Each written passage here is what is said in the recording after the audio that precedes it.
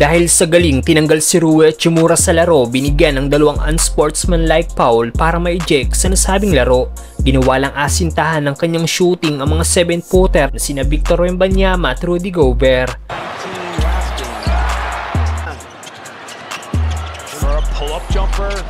Niluto daw ng referee ang panalo ng Team France dahil malinaw na walang foul na nakumit ang Japan sa last play ng France sa 4th quarter.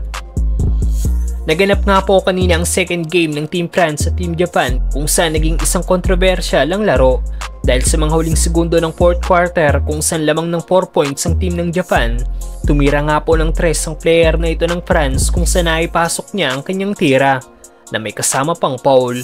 Pasok ang free throw ng nasabing player kaya naitabla nila sa 84 ang score at umabot sa overtime ang laban at nakuha ng Team France ang panalo. Madaming basketball fans na nag-react sa nangyaring ito dahil kitang-kita daw na walang contact na nagawa ang player ng Japan at malinis na naging pagdepensa nito.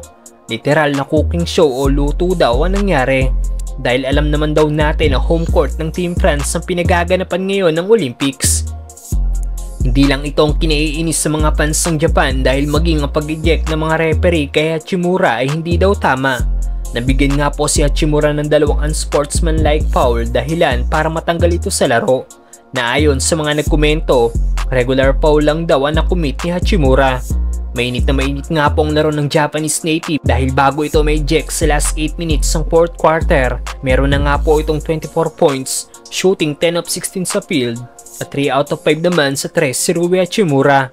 Narito ang ilan sa naging highlights si Rui Hachimura laban sa team ng France. Pasok ang long 2-point shot ni Rui laban kay Victor Wembanyama.